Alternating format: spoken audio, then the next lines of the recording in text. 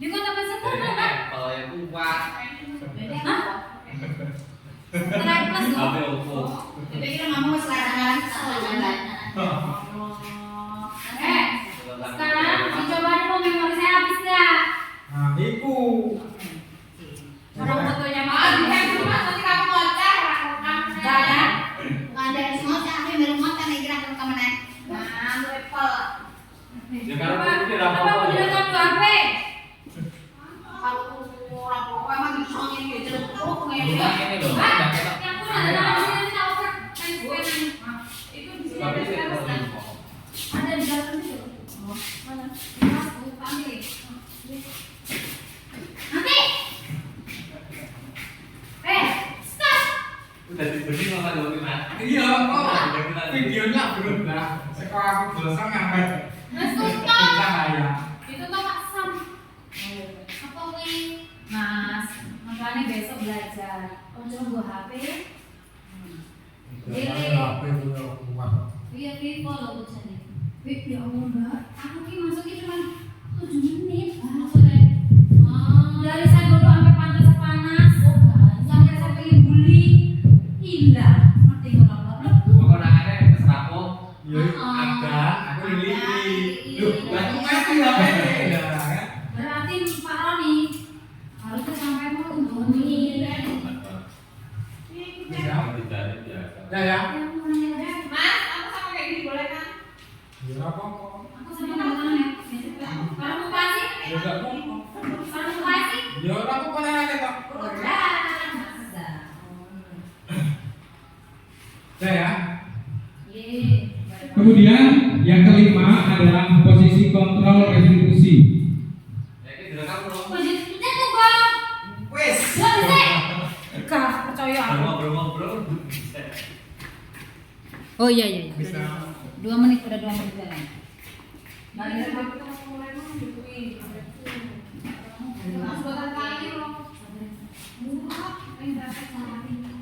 Kemudian yang kelima adalah posisi kontrol. Yang kelima adalah posisi kontrol restitusi.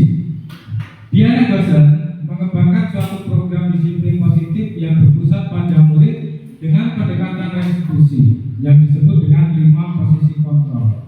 5 posisi kontrol ini adalah yang pertama sebagai penghukum, kemudian yang kedua pembuat merasa bersalah, yang ketiga sebagai teman, yang keempat itu sebagai pemantau, dan yang kelima sebagai manajer. Dari 5 posisi itu akan kita bahas satu persatu. Yang pertama sebagai penghukum. Seorang penghukum bisa menggunakan hukuman fisik maupun verbal. Nah, hukuman fisik itu biasanya saat anak melakukan kesalahan, contohnya kita meminta anak untuk lari keliling lapangan, atau kita mungkin memukul anak. Nah, itu merupakan hukuman verbal, fisik. Ini merupakan hukuman fisik. Lalu hukuman verbal itu seperti apa? Nah, hukuman verbal itu adalah kata-kata atau kalimat yang kita ucapkan. Contohnya, patuhi aturan saya, kalau tidak awas. Kemudian, kamu selalu saja salah. Selalu, pasti selalu yang terakhir kali selesai. Itu biasanya kata-kata atau kalimat yang sering diucapkan oleh seorang penghukum. Seorang penghukum itu nada suaranya tinggi, bahasa tubuhnya mata melotot, dan jari itu menunjuk atau menghardik. Lalu apa hasil dari posisi sebagai penghukum ini? Anak itu akan merasa sakit hati nantinya. Dia bisa dendam kepada kita atau kepada gurunya. Kalau kita masih dalam bentuk sekolah dasar, itu tidak begitu, dendamnya seorang anak itu tidak begitu fatal, masih batas wajar. Tapi kalau sudah anak SMP atau SMA itu biasanya ya mereka bisa berpikir lebih jauh. Awas ini ibu ini nanti saya cegat di jalan. Seperti itu. Jadi posisi sebagai penghukum ini adalah posisi yang paling terendah bagi seorang guru. Kemudian posisi yang kedua, posisi sebagai pembuat merasa bersalah. Pembuat merasa bersalah ini akan menggunakan keheningan yang membuat orang lain merasa tidak nyaman, bersalah, atau rendah diri. Kata-kata yang keluar dengan lembut akan seperti ini. Misalnya, ibu sangat kecewa sekali dengan kamu.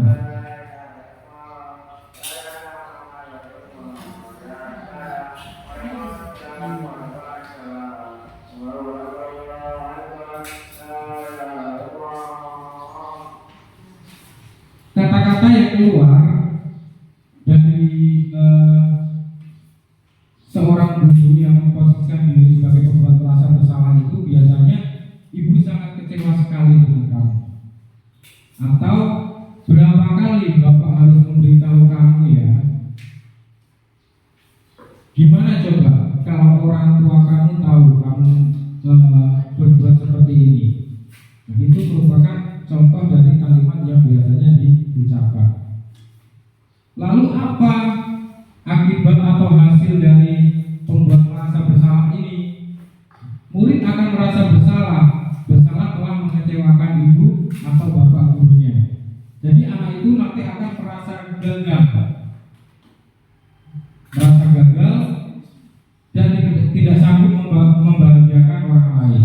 Nah, itu hasil yang timbul dari sikap sebagai pembuat merasa bersalah. Selanjutnya adalah posisi sebagai teman. Guru di posisi teman menggunakan hubungan baik dan humor untuk mempengaruhi seseorang. Jadi kita memposisikan diri itu sebagai teman, kita anggap murid-murid kita ini sebagai teman. Kata-kata yang biasanya atau sering diucapkan itu, ayolah bantu, atau ayo bantulah demi bapak ya. Kemudian, ayo ingat tidak bantuan bapak selama ini. Ya sudah, kali ini tidak apa-apa, nanti ibu akan bantu bereskan. Itu merupakan contoh kata-kata yang diucapkan guru yang memposisikan diri sebagai teman. Posisi sebagai teman ini, bagaimana ciri-cirinya?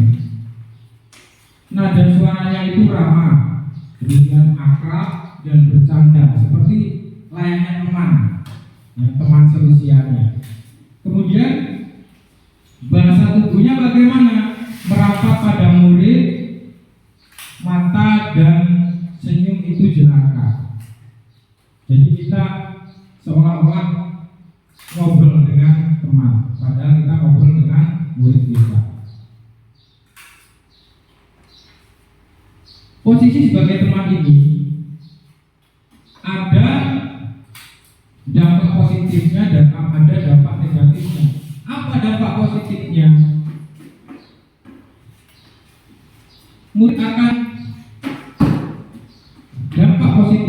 Murid akan merasa senang dan akrab dengan guru.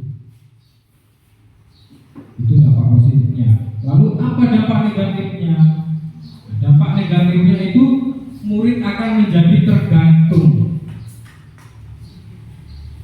dengan kita atau dengan guru yang memposisikan diri sebagai teman. Selanjutnya, posisi sebagai pemantau. Memantau berarti mengawasi. Pada saat kita mengawasi, kita bertanggung jawab atas perilaku orang-orang yang kita awasi. Sebagai seseorang yang menjalankan posisi pemantau, pertanyaan yang diajukan seorang pemantau adalah sebagai berikut. Pertanyaannya apa? Peraturannya apa? Kemudian apa yang telah kamu lakukan? Sanksi atau konsekuensi apa dari perilaku yang kamu lakukan? melakukan itu. Biasanya posisi sebagai pemantau ini kalau dalam tingkatan SMP atau SMA itu adalah guru bimbingan konseling. Jadi seorang guru itu melakukan komunikasi dengan siswa yang melakukan pelanggaran itu. Kemudian di akhir seorang guru itu akan bertanya, apa sanksi atau konsekuensi dari perilaku kamu ini? Biasanya kalau dalam peraturan itu jika melanggar peraturan pasti ada konsekuensi. Anak juga akan tahu, oh kalau saya terlambat, saya akan tinggal kelas dulu selama berapa menit sampai tugas bisa diselesaikan. Nah biasanya seperti itu. Seorang pemantau itu nada suaranya datar, bahasa tubuh formal. Kemudian hasilnya apa? Murid memahami konsekuensi yang harus dijalankan karena telah melanggar salah satu peraturan sekolah. Seperti tadi yang sudah saya sampaikan, jika anak itu terlambat selama 15 menit, konsekuensinya apa? Anak tersebut akan tinggal kelas dulu selama 15 menit. Setelah tugas selesai, baru bisa istirahat atau bisa pulang. Kemudian posisi selanjutnya adalah sebagai manajer. Posisi manajer adalah posisi di mana guru berbuat sesuatu bersama dengan murid, mempersilahkan murid mempertanggungjawabkan perilakunya, mendukung murid agar dapat menemukan solusi atas permasalahannya sendiri. Tugas seorang manajer bukan untuk mengatur perilaku seseorang. Kita mendidik murid untuk dapat mengatur dirinya sendiri. Nah, biasanya seorang manajer itu mengungkapkan kata-kata apa yang kita yakini. Nah, kalau seorang manajer sudah bertanya apa yang kita yakini, berarti kembali ke keyakinan kelas yang sudah disepakati.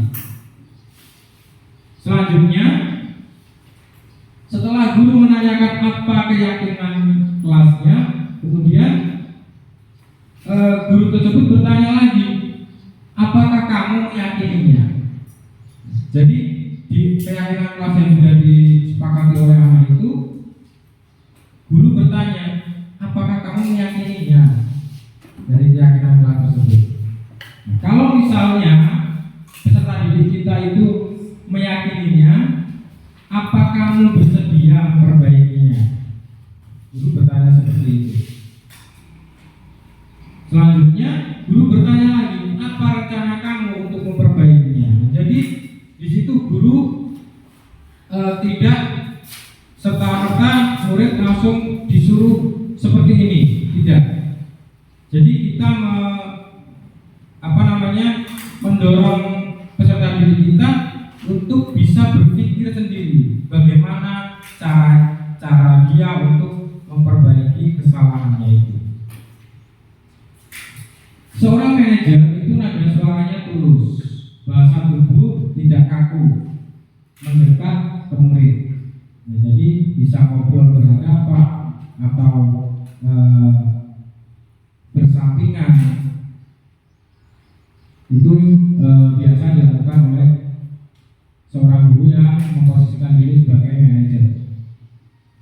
Pada posisi manajer, maka seorang guru sebaiknya tulus, tidak perlu marah, tidak perlu meninggikan suara, apalagi menunjuk-nunjuk ke murid. Tadi yang menunjuk-nunjuk itu posisi yang mana, Bu? Yang menunjuk-nunjuk siswa itu posisi yang mana? Iya, sebagai penghubung. Tapi untuk posisi sebagai manajer itu kita tidak boleh menunjuk-nunjuk. Kita berbicara lembut, ya. Kemudian kita dorong siswa kita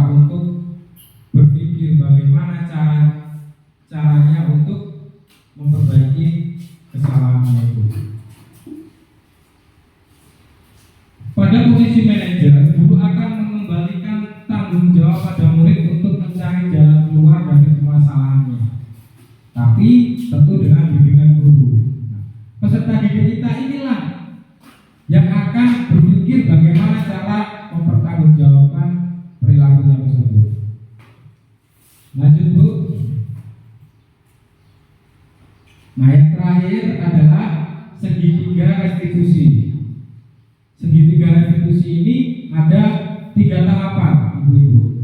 Yang pertama adalah menstabilkan identitas. Kemudian yang kedua, validasi tindakan yang salah. Kemudian yang ketiga, menanyakan keyakinan. Nah, dari 3 tahapan ini akan kita bahas satu persatu. Untuk tahapan yang pertama adalah menstabilkan identitas. Bagian dasar segitiga ini bertujuan untuk mengubah identitas anak dari orang yang gagal karena melakukan kesalahan menjadi orang yang sukses. Dalam tahap ini, seorang guru mengatakan kalimat-kalimat contohnya sebagai berikut. Berbuat baik, berbuat salah itu tidak apa-apa. Biasanya ya seperti itu. Kita suaranya lembut. Kemudian tidak ada manusia yang sempurna. Bapak pun pernah melakukan kesalahan seperti itu. Suara yang kita sampaikan itu lembut. Kemudian kita bisa menyelesaikan ini. Bapak tidak tertarik mencari siapa yang salah, tapi Bapak ingin mencari solusi dari permasalahan ini. Jadi untuk menstabilkan identitas ini, kita akan membuat peserta didik kita yang melakukan kesalahan itu merasa nyaman, merasa bahwa dia bisa untuk menyelesaikan permasalahannya itu. Kemudian yang kedua,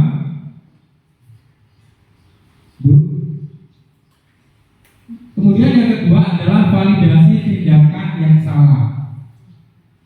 Setiap tindakan kita dilakukan dengan satu tujuan, yaitu memenuhi kebutuhan dasar. Nah, kebutuhan dasar manusia tadi. Kalau kita memahami kebutuhan dasar apa yang mendasari sebuah tindakan, kita akan bisa menemukan cara-cara paling efektif untuk memenuhi kebutuhan tersebut. Dalam tahap ini, kita bisa mengungkapkan kalimat-kalimat, padahal kamu bisa melakukan yang lebih buruk dari ini ya. Atau kamu pasti punya alasan mengapa melakukan hal itu. Atau kalimat yang lain, kamu patut bangga pada dirimu sendiri karena kamu telah melindungi sesuatu yang penting buatmu. Kalimat-kalimat itu digunakan sebagai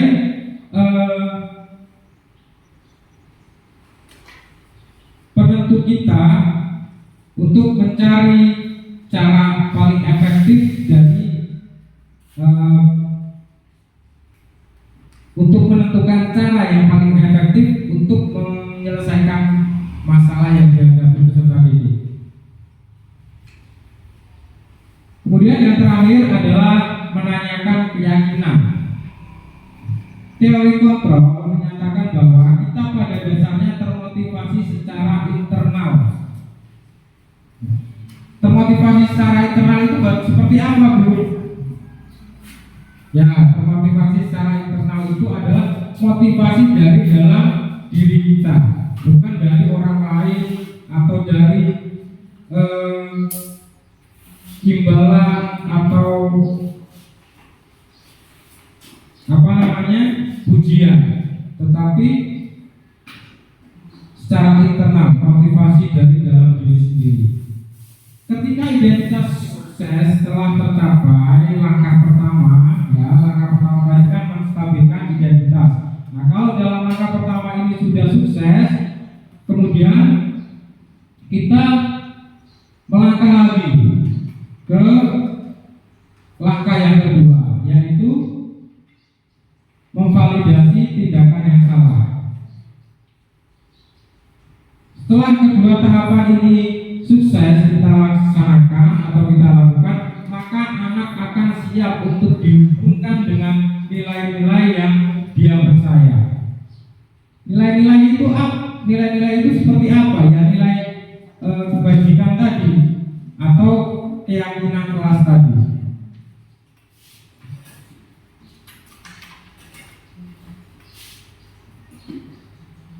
Lalu dalam menanyakan keyakinan ini pertanyaan-pertanyaan yang dapat kita sampaikan itu seperti apa? Contohnya, apa yang kita percaya sebagai kelas atau keluarga? Kemudian, apa nilai-nilai umum yang kita telah sepakati? Jadi, kita menanyakan kesepakatan kelas yang sudah disepakati itu pada siswa. Lalu, apa bayangan kita tentang kelas yang ideal? Atau kamu mau jadi orang yang seperti apa? Jadi dari menanyakan keyakinan ini nanti akan tercipta suatu cara yang efektif yang keluar dari pemikiran peserta didik itu sendiri. Misalnya ada kasus seorang anak atau seorang peserta didik itu dia untuk saat upacara bendera dia tidak memakai atribut lengkap. Kita tidak boleh langsung menyuruh anak itu untuk berdiri sendiri atau baris sendiri, itu tidak boleh. Biarkan dia ikut upacara dulu. Nah setelah itu baru kita panggil anak itu bicara empat mata. Yang pertama tanyakan stabilkan dulu identitasnya. Jadi seperti ini. Ya sudah. Seorang melakukan kesalahan itu hal yang wajar. Pak Guru juga pernah melakukan kesalahan. Nah itu menstabilkan identitas anak itu. Ya. Jadi anak itu tidak merasa apa ya? Iya, merasa terbuli, merasa sangat bersalah, tidak. Jadi kita justru akan memberikan semangat kepada anak itu supaya dia bisa berpikir, oh nanti saya harus seperti ini. Kemudian yang kedua, setelah menstabilkan identitas, memvalidasi tindakan yang salah. Kita tanyakan ke anak tersebut. Nah, kira-kira alasan apa kamu atau kamu bapak panggil ke sini? Pasti dia menjawab, ya Pak, tadi saya tidak memakai atribut lengkap. Atau mungkin bisa saja dia tidak tahu Pak, kenapa saya dipanggil ke sini. Kalau anak itu menjawab tidak tahu, baru kita jelaskan. Nah tadi saat upacara Pak Guru perhatikan kamu tidak memakai atribut lengkap. Baru kita sampaikan. Memvalidasi tindakan yang salah. Jadi kita menanyakan apa kesalahan anak didik kita. Kemudian langkah yang terakhir adalah menanyakan keyakinan. Contohnya, nah kira-kira keyakinan kelas apa yang sudah kamu langgar? Misalnya seperti itu. Jadi anak mencoba untuk mengingat keyakinan kelas apa. Misalnya contohnya berpakaian rapi dan lengkap misalnya, atau tentang disiplin. Kalau anak sudah menjawab keyakinan kelas itu, maka kita bantu lagi. Lalu bagaimana cara kamu untuk memperbaiki kesalahanmu? Jadi kita tanyakan ke anak seperti itu. Nanti pasti anak menjawab, iya Pak, besok saya akan mempersiapkan perlengkapan sekolah saya pada malam hari, atau saya akan mempersiapkan peralatan saya setelah saya selesai belajar. Nah itu, jadi anak akan berpikir bagaimana cara dia untuk memperbaiki kesalahan yang sudah dia lakukan. Jadi bukan kita sebagai guru yang, nak kamu harus ini, kamu harus ini. Jadi buat anak itu bisa berpikir bagaimana cara dia untuk menyelesaikan permasalahan yang dia hadapi. Nah, jadi itu contoh penerapan segitiga restitusi kita sebagai guru. Dan saya berharap ibu-ibu guru ini bisa melakukan konsep inti dari segitiga konsep inti yang terakhir, yaitu segitiga restitusi ini, supaya peserta didik kita bisa menyelesaikan permasalahan mereka sendiri tanpa kita harus mengaturnya. Ya, baiklah.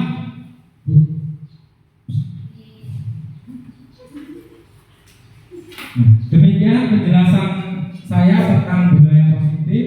Semoga kita sebagai guru dapat melayani peserta didik sesuai dengan kebutuhan mereka dan selalu berpihak kepada murid. Terima kasih, salam dan bahagia. Rasa tanya-tanya. Aku sampai depan loh.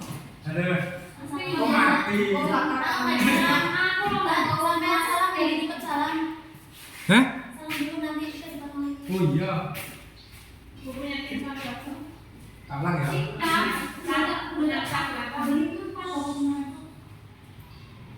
Demikianlah penjelasan dari saya tentang budaya positif. Semoga kita sebagai guru dapat melayani peserta didik kita dengan kebutuhan mereka dan selalu berpihak kepada murid. Terima kasih, salam dan bahagia. Saya akhiri, wassalamualaikum warahmatullahi wabarakatuh. Waalaikumsalam warahmatullahi wabarakatuh.